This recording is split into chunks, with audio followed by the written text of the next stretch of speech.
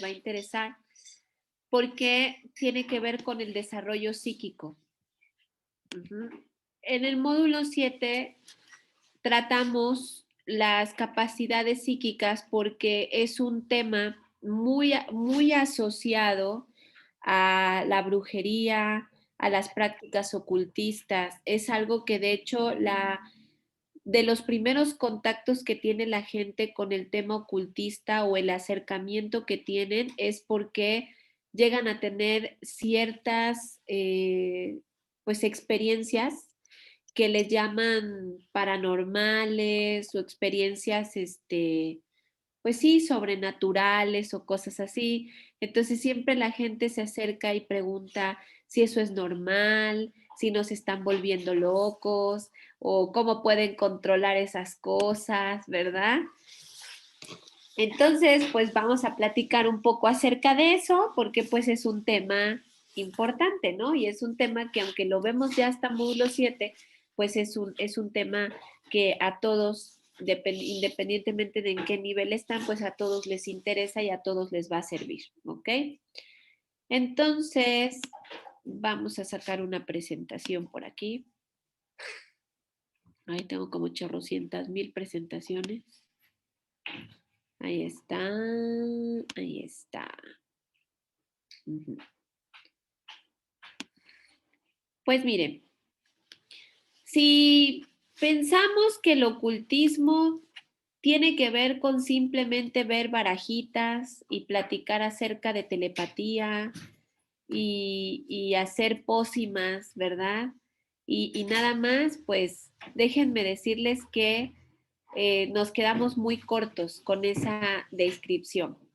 Se sorprenderían de saber que para verdaderamente entender el ocultismo nos tenemos que meter a estudiar fuertemente, por ejemplo, el cerebro, el sistema nervioso. No solamente la gente que estudia psicología requiere de tener este tipo de conocimientos. Si realmente nosotros quisiéramos entender mucho de lo que el ocultismo enseña, tendríamos que entender también cómo funciona nuestro cerebro y cómo funciona nuestro sistema nervioso. Cuando hablamos de facultades psíquicas, que ese es el nombre que se le da precisamente a estas sensaciones o a estas situaciones como paranormales que les platico, pues estamos hablando precisamente del psiquismo, el psiquismo que para muchos creen que el psiquismo es solamente un don o es solamente algo que alguien nació como bendecido, como tocado por Dios o algo así, ¿verdad? También la historia del psiquismo a lo largo del tiempo ha sido bastante chistosa porque hoy a lo mejor se puede apreciar a alguien que diga, wow, qué clarividencia tiene o bueno, en la cultura chamánica, sobre todo en los chamanes de Siberia o otro tipo de chamanismo, ha sido muy preciado que alguien tenga capacidad, por ejemplo, de clarividencia, ¿no? De telepatía o de cosas así. Pero lejos de ese contexto, la realidad es que si alguien expresaba algún tipo de facultad psíquica, lo que sucedía es que o más bien lo trataban como que estaba maldito, que tenía algún tipo de maldición, o dos, que estaba mal de la cabeza, ¿no? Eso es lo más recurrente lejos del contexto chamánico. Entonces, vemos, por ejemplo, que el sistema nervioso y sus nervios al final siempre ha sido un misterio y hasta el día de hoy sigue siendo un misterio, a pesar de que ya hay más información. Al ser similares en apariencia a las venas o los tendones, los nervios a menudo se confundían con estas estructuras, pero pronto se hizo evidente que los nervios llevaban conciencia, que es lo sensorial, y volición, que es el movimiento. Y si nosotros vemos en el lado del ocultismo, que siempre el ocultismo contempla la energía femenina y la energía masculina, nos vamos a dar cuenta que justamente en nuestro cerebro están ambas energías. La conciencia es lo femenino y que de hecho está ubicado en el encéfalo, y la voluntad es la parte masculina, ¿sí? Entonces, ni siquiera cuando estamos en ocultismo hablando de femenino y masculino, ni siquiera estamos hablando del género, de hombre o mujer. Estamos hablando de las capacidades que tenemos dentro de nosotros, dentro de nuestro cerebro, de conciencia y de voluntad. Ajá. Luego dice que los nervios transportan la fuerza psíquica, también llamada espíritus animales o simplemente espíritus, una energía tan etérea y refinada que es la esencia misma de la conciencia.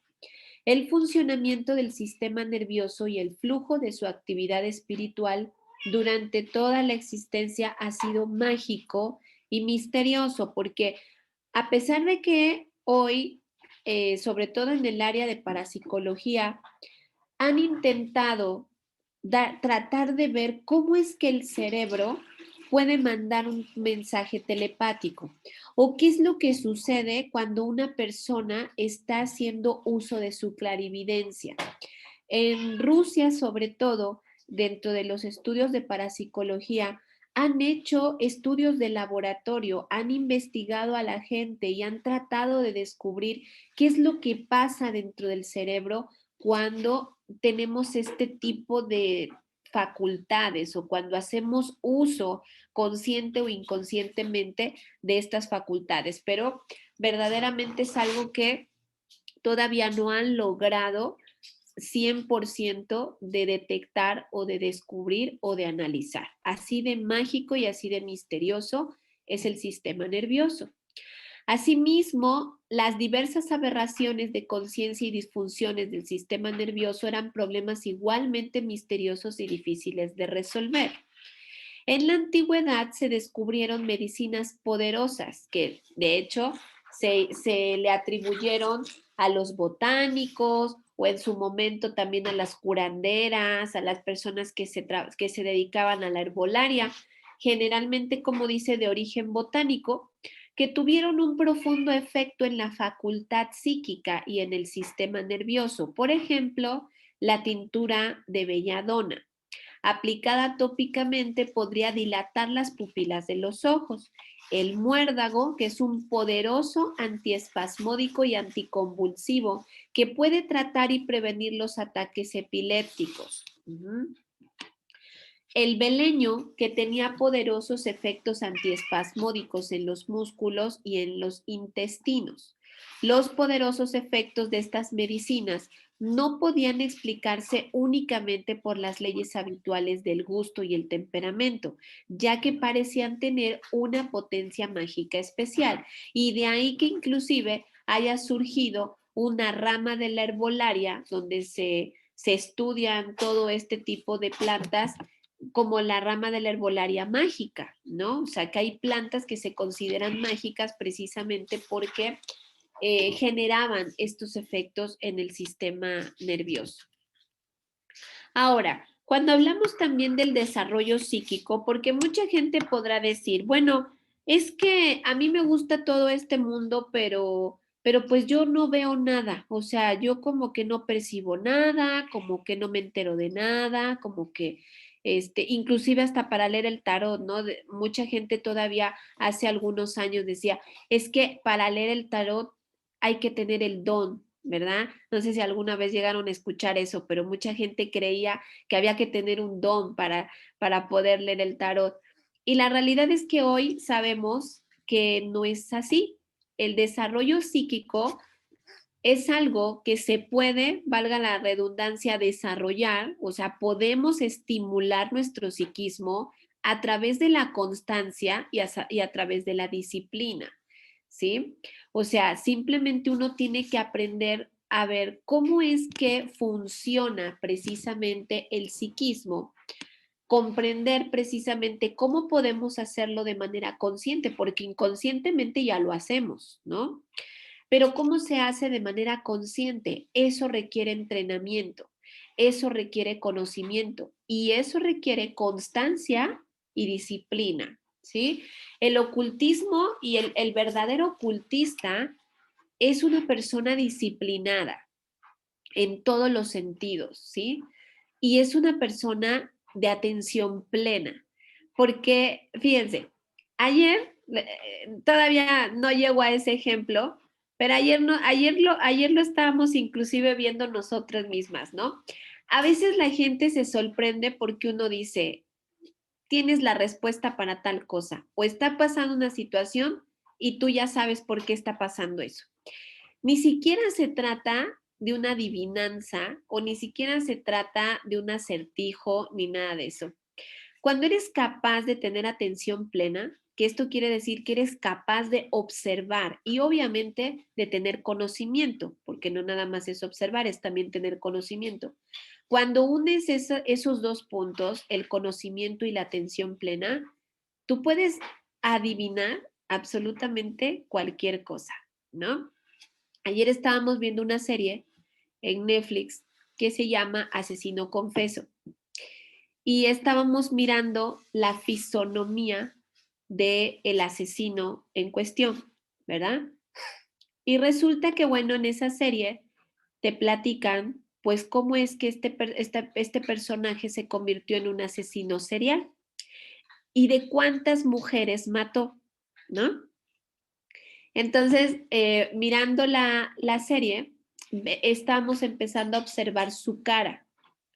No sé si ustedes conozcan que hay una disciplina en el esoterismo, en el ocultismo, que es el estudio de la fisonomía, que te dicen, al ver tus rasgos, te pueden decir cosas de ti, como si fuera un oráculo la cara, ¿sí? No sé si han escuchado hablar de ese tipo de disciplina. No, no me acuerdo, creo que se llama lectura del rostro, si mal no recuerdo, ¿no? Lectura del rostro no se llama. Entonces nosotros estábamos mirando el rostro de la persona y veíamos, por ejemplo, que el lado izquierdo tenía el ojito así, como cerrado, ¿sí? Y luego, cuando hablaba, sus dientes, prácticamente del lado izquierdo no tenía dientes y de este lado, pues ya los tenía en muy mal estado. O sea, tenía muy pocos dientes, pero los tenía como podridos.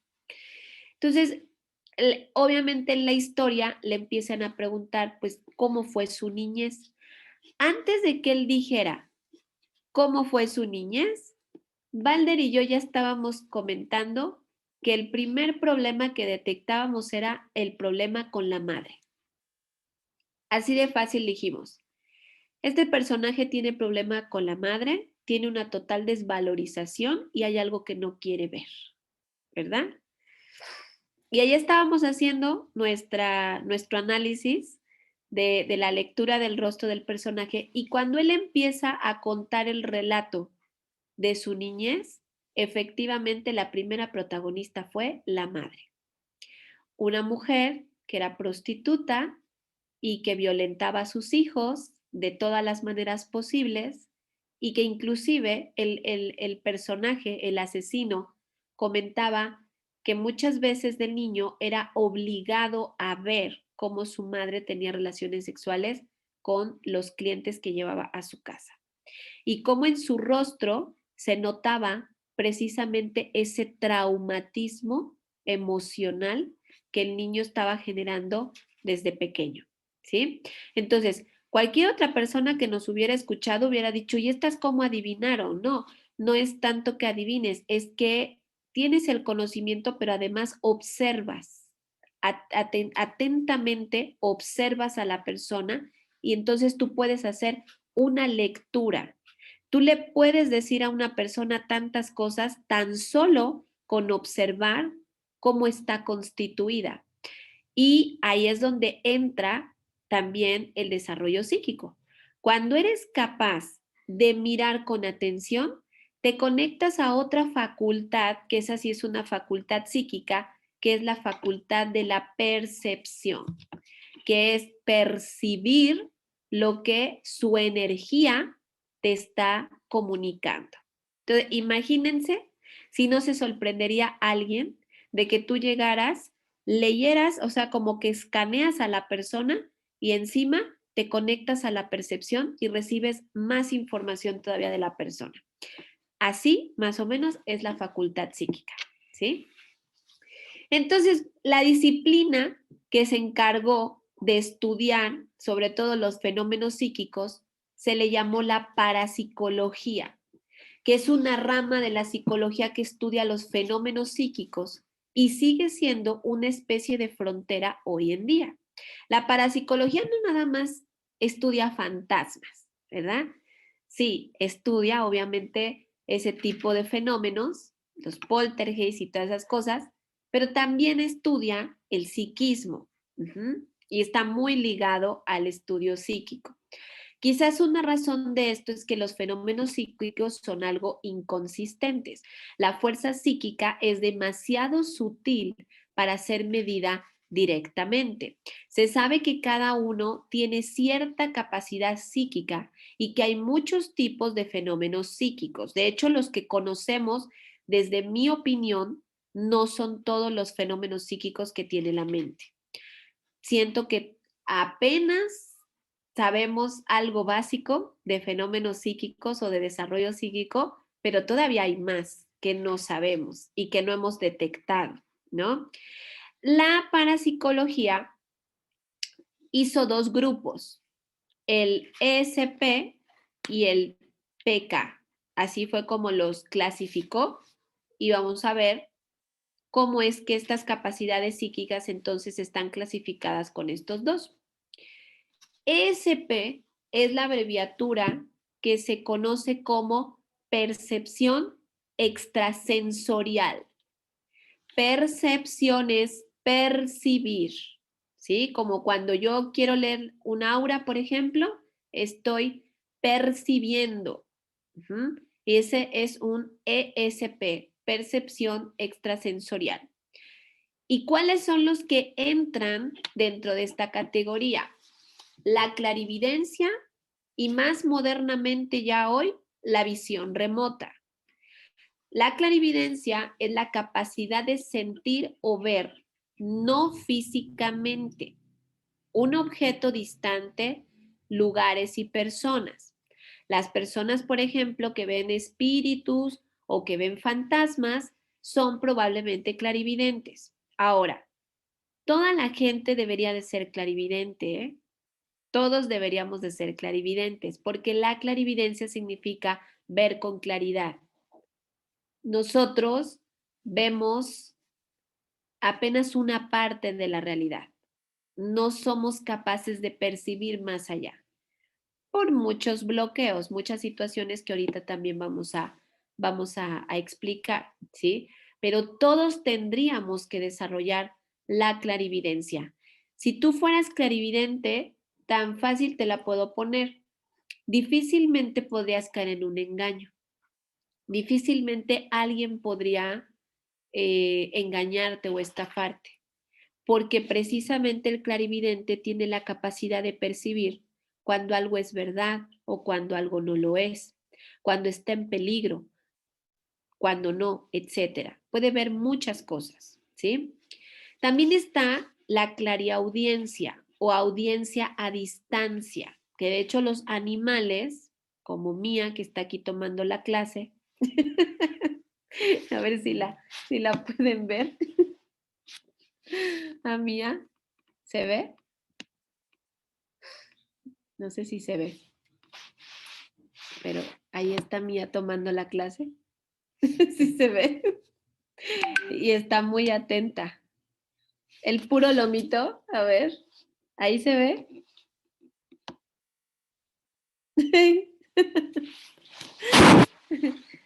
Y aquí está atenta, escuchando todo lo que estoy diciendo. Quiere ser clarividente ya también. Bueno, la clariaudiencia o la audiencia que estos niños tienen es escuchar, dicen, escuchar información paranormal, pero no es información tan paranormal.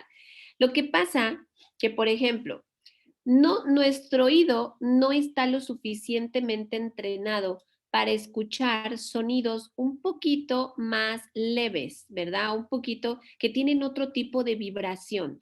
Ahorita mismo, en donde estamos, están ocurriendo muchos sonidos pero nosotros no los detectamos.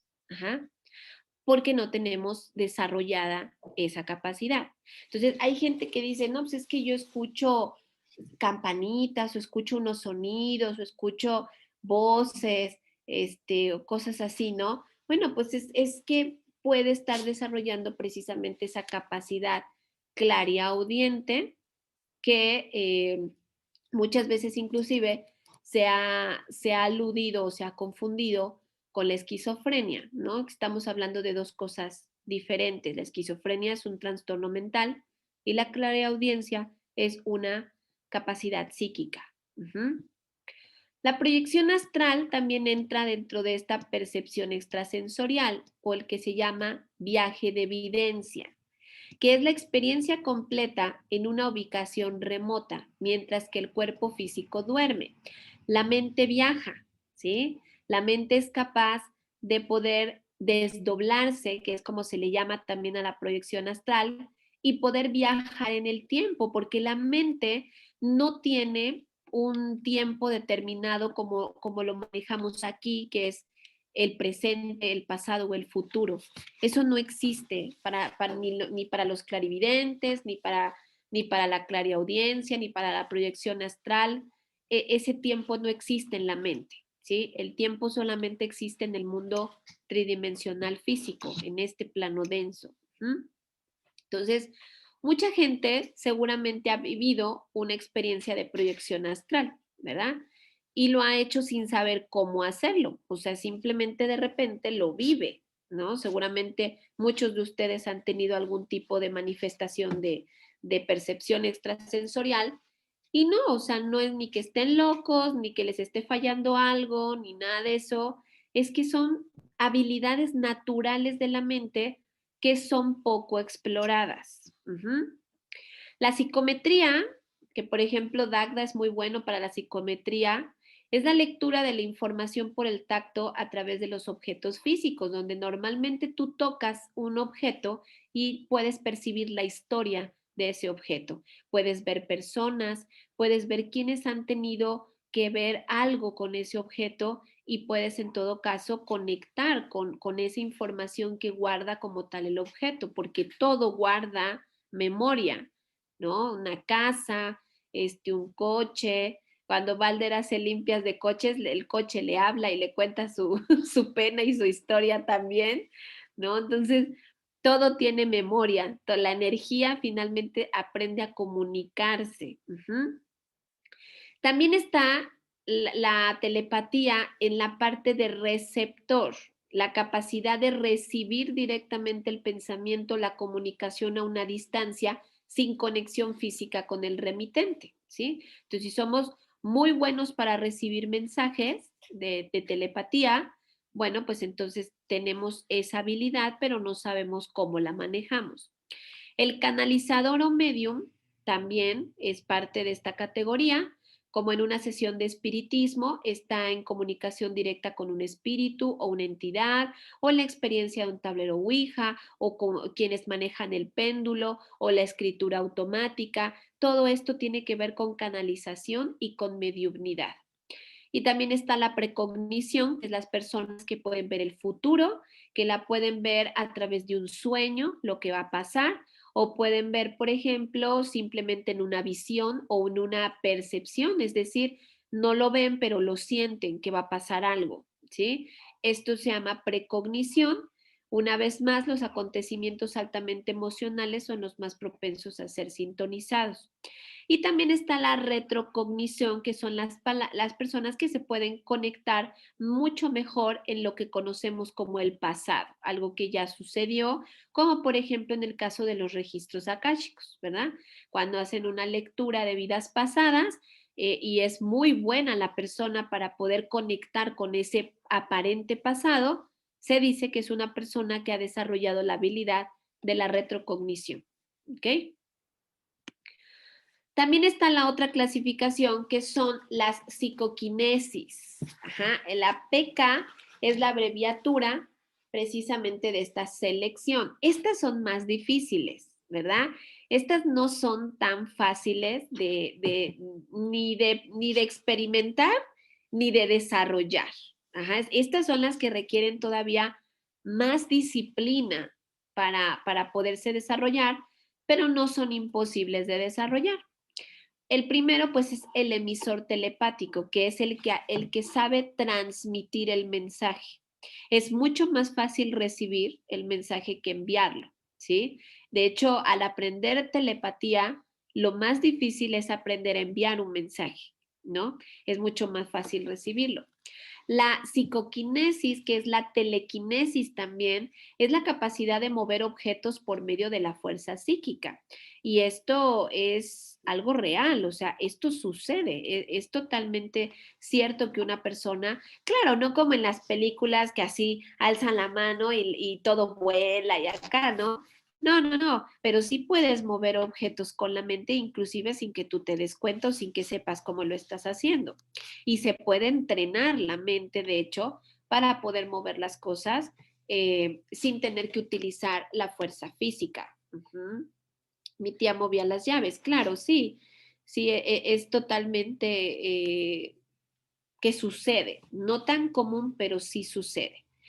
Algo a lo largo de las mismas líneas son el poltergeist o los ruidos de fantasmas, en la que los fenómenos, en los fenómenos de este tipo, los objetos se mueven con su propia voluntad o se oyen ruidos también. Siempre hay un agente humano involucrado, por ejemplo, cuando hacen el tipo de investigación de parapsicología, se dan cuenta de que estos poltergeist muchas veces son provocados inconscientemente por alguien con capacidad de psicoquinesis. Ujú. Y también está la sanación psíquica, la capacidad de curar diversas enfermedades y dolencias. Hay muchos casos documentados de esto y por lo general se trata de un sanador, aunque hay casos recientes de pacientes con cáncer que están aprendiendo a curarse, por ejemplo, a ellos mismos. Entonces, si bien todas las personas podemos de alguna manera canalizar la energía de distinta forma, normalmente una persona que está ya más desarrollada en la sanación psíquica tiene un poder impresionante de poder quitar una dolencia o de poder retirar inclusive una enfermedad, ¿sí? Que esto es bastante poco común y bastante impresionante. Y por última, pues la más increíble de todas quizás de todas las que conocemos, porque también hay otra que es la de hay una facultad que es la de cambiar algo de ti. ¿Cómo se llamaba esta? No, no, no. ¿Es la bioquinesis? Ah, sí, ¿verdad? Creo que sí es la bioquinesis. Esta facultad, de hecho, se ha explorado en los animales también, que son capaces, por ejemplo, de alterar algo físico, como en la película de Jóvenes Brujas que creo que les cambiaban los ojos de color. Hay gente que le cambia los ojos de color, no sé si ya se han dado cuenta que de repente en el día los tiene de un color y en la noche ya los tiene de otro color, o les cambia el color del cabello, o les crece, o se les hace más corto, o bajan de peso, o suben de peso. Esto es parte de los fenómenos psíquicos y es de los menos explorados, de hecho, la capacidad de alterar algo de tu masa corpórea. Ujú, exactamente.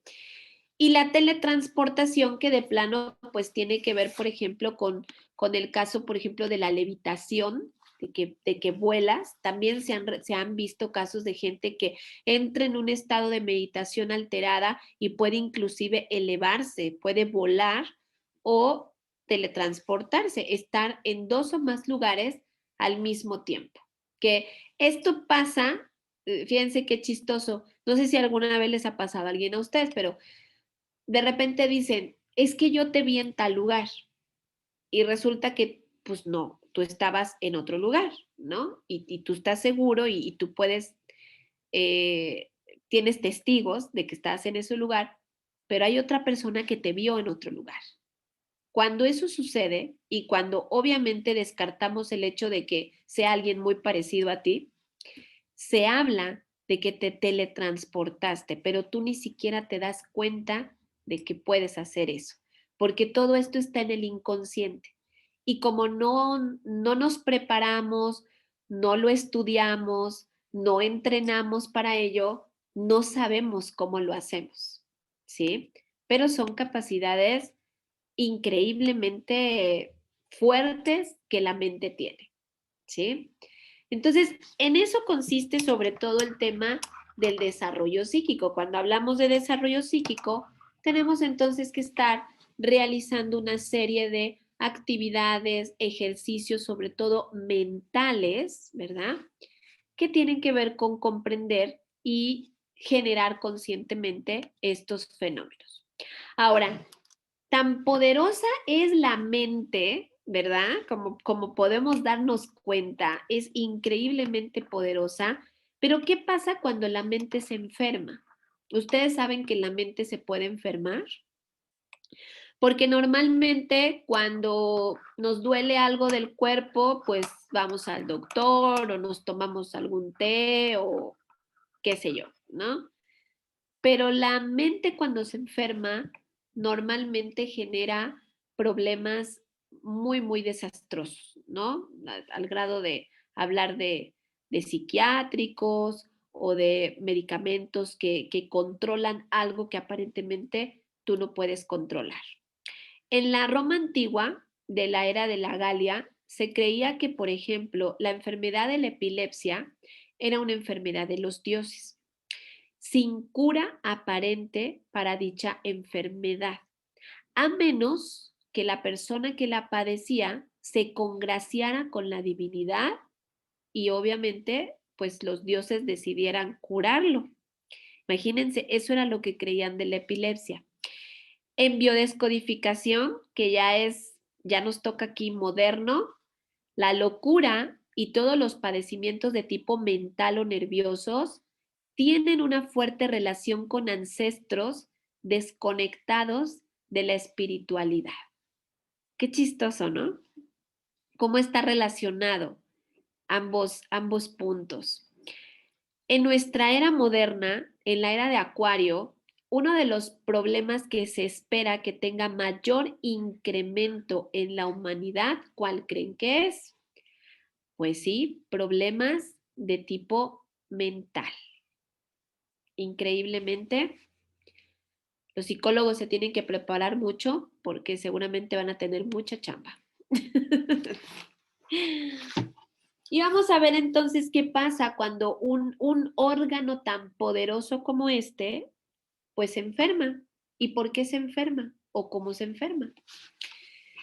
El cerebro es el órgano principal de la facultad psíquica y eso ya lo acabamos de ver. O sea, podemos hacer absolutamente cualquier cosa, inclusive sanarnos nosotros mismos o enfermarnos nosotros mismos con nuestra propia facultad psíquica. Y todos los nervios y órganos de esta facultad, que es básicamente el sistema nervioso, existen precisamente para servirle. El cerebro es un órgano que le llaman templado. El cerebro es vulnerable tanto al calor como al frío. En el calor vemos, por ejemplo, que las fiebres pueden agravar y excitar las funciones mentales, generando sequedad y deshidratación y provocan una agitación y delirio. En el caso del frío, los escalofríos deprimen las funciones mentales, provocando sobre todo letargo. El cerebro es flemático y es húmedo, o sea, en su aspecto natural hay humedad, pero hay una humedad que es lo que le permite precisamente conectar o canalizar esta energía de la cual se desprenden estas facultades psíquicas, ¿sí? Por ser húmedo, la flema y la humedad excesiva oprimen el cerebro y sus funciones mentales, perdón. La humedad inherente al cerebro es, según la medicina griega, la fuente de la gran sensibilidad y la percepción. Los ventrículos del cerebro sirven como canales de flujo para la fuerza psíquica o la conciencia, que es la atención plena. La pérdida de la conciencia ocurre cuando estos conductos están bloqueados. Se bloquean por daño emocional. Y ahí es donde yo les comentaba sobre este ejemplo de la serie de Netflix, que es El asesino confeso. Y veíamos, por ejemplo, un personaje que cuando lo entrevistaban, le preguntaban, ¿tú no sientes nada cuando matas a una mujer? Y decía, no siento nada. Es como si me estuviera fumando un cigarrillo. Dicen que ahí mismo en la serie explicaban que hicieron, obviamente la policía hizo investigaciones acerca de cuál era el perfil psicológico de los asesinos seriales. Y muchos eran precisamente insensibles, ¿verdad? El órgano del cerebro y el sistema nervioso nos está diciendo que hay sensibilidad, ¿verdad? Y la facultad psíquica se transporta y se mueve y se traslada a través de la sensibilidad, que es también lo sensitivo. A un psíquico por lo regular le dicen que es sensible o sensitivo. Uh-huh. Entonces, uno llega a la pregunta, ¿cómo es posible que alguien pueda dejar de sentir, que pueda ser insensible y que pueda deliberadamente inclusive asesinar sin ni siquiera pues tener la más mínima conciencia? ¿No se les hace increíble? Pues eso tiene que ver precisamente con un daño cerebral y no precisamente es que la gente nazca con ese daño cerebral. A la hora de enfrentar desafíos emocionales, la emoción puede ser tan fuerte que puede alterar precisamente nuestro psiquismo, puede trastornar precisamente nuestro psiquismo. Y todo ese poder que de alguna manera habita en nuestro cerebro y en nuestra mente puede ser creado o canalizado para generar el peor de los monstruos en nuestra sociedad. Y eso le puede suceder a cualquiera. Debido a su naturaleza y temperamento flemático, el cerebro emite varias destilaciones y exudaciones acuosas y flemáticas de vez en cuando, según lo explica la medicina griega. Estos incluyen secreción nasal, congestión nasal, goteo postnasal, y estas condiciones pueden crear congestiones inflamatorias llamadas catarros, que literalmente significa fluir hacia abajo. Fíjense qué chistoso, fluir hacia abajo. ¿Hacia dónde va la emoción? Si nosotros nos ponemos a ver, por ejemplo, que en el ocultismo se maneja arriba y se maneja abajo, es conciencia, inconsciencia también, cielo, infierno también. Fluir hacia abajo es como la emoción se traslada hacia la parte densa, hacia la parte física, por explicarlo de alguna manera, ¿sí? Los nervios sensoriales son vasos receptivos y aferentes del cerebro que reciben datos e impresiones sensoriales. Los nervios motores son vasos asistentes emisores referentes del cerebro que ejecutan respuestas a los estímulos. Es decir, sucede un daño emocional, se traslada ese daño emocional hacia abajo, viene un shock espiritual y esto se puede canalizar con una enfermedad respiratoria, como un catarro, como aquí lo menciono. ¿Qué les parece? Pues iría del cerebro o mente al... ¿Qué? Pues iría del cerebro o mente al cuerpo físico. Exacto, así es. ¿Y cómo está todo esto relacionado ¿Cómo está todo esto relacionado con el ocultismo? Podemos ver, por ejemplo, aquí hay una ligera reseña de los chakras, dijéramos una primera embarrada de los chakras, que los chakras finalmente es uno de los temas más importantes a conocer dentro del ocultismo. Para mucha gente los chakras solamente se limitan en, sí, son esas rueditas que están en el campo etérico y que tienen colores y que giran. Ajá, sí, y ya. Y puedes hacerle reiki, ¿no? Y la realidad es que eso no es absolutamente nada de los chakras. Por ejemplo, ¿cómo podemos bloquear un primer chakra?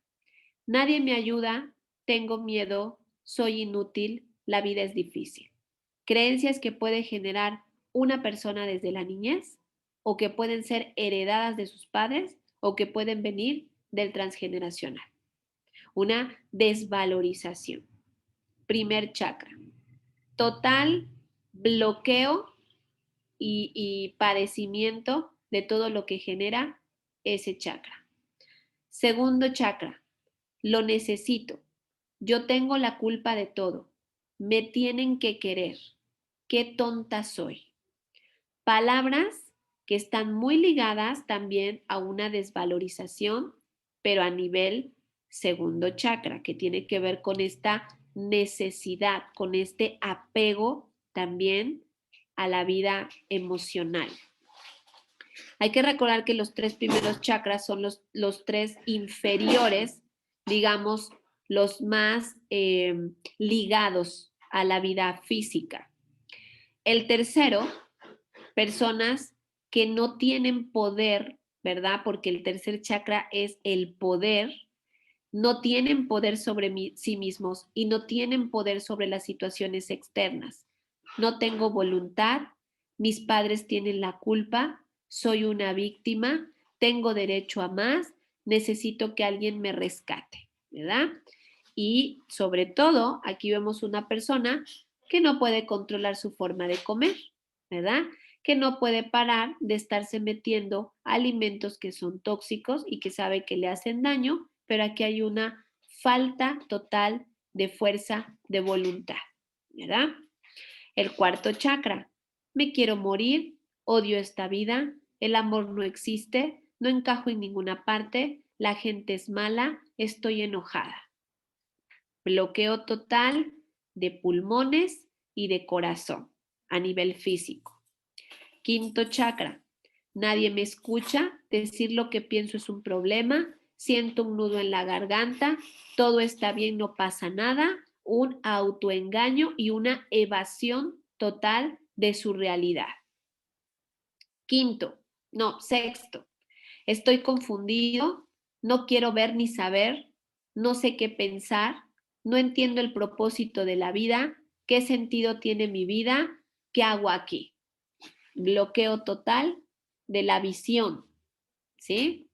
Y séptimo chakra, he fallado por completo, soy aburrido, no tiene sentido intentarlo, no va a funcionar, siempre pierdo las cosas, así que volverá a suceder, cualquiera lo hace mejor, tengo que seguir aunque esté agotado, yo tengo la culpa de que los demás se enojen, no tengo paz.